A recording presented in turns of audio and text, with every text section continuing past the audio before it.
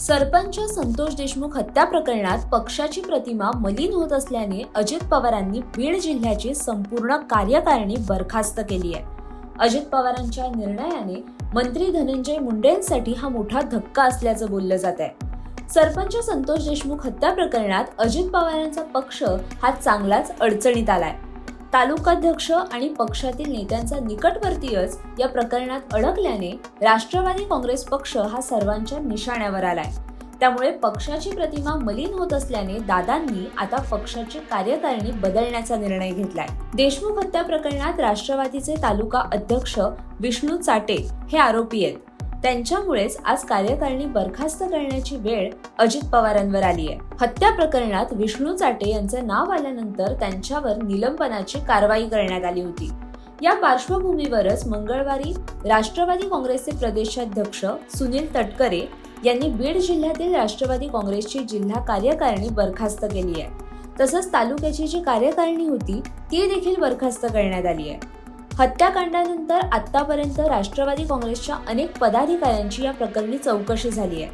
त्यामुळे सुनील तटकरे यांनी हा महत्त्वाचा निर्णय घेत बीड जिल्हा कार्यकारिणी बरखास्त केली आहे.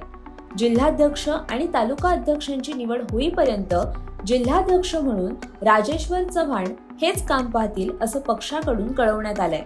तसंच यापुढे तालुकाध्यक्ष आणि जिल्हाध्यक्ष यांच्या चारित्र्याची पडताळणी करूनच नेमणुका कराव्यात अशा सूचना बीड राष्ट्रवादी काँग्रेसचे जिल्हाध्यक्ष राजेश्वर चव्हाण यांना देण्यात आल्यात. मंगळवारी उपमुख्यमंत्री आणि राष्ट्रवादी काँग्रेस पक्षाचे अध्यक्ष अजित पवार यांच्या उपस्थितीत बीड जिल्ह्याचे पक्षाचे अध्यक्ष राजेश्वर चव्हाण, माजी आमदार संजय दौंड आणि इतर प्रमुख पदाधिकारी यांच्यासोबत बैठक पार पडली.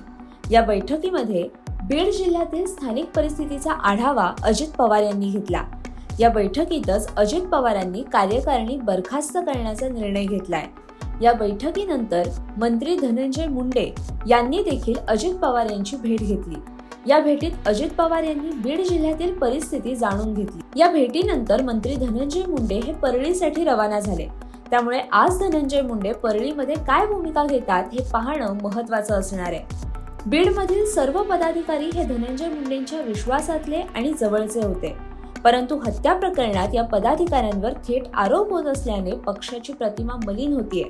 अशा वेळी पक्षाने जुन्यांना बाजूला करून नवी कार्यकारिणी तयार करण्याचा निर्णय घेतलाय.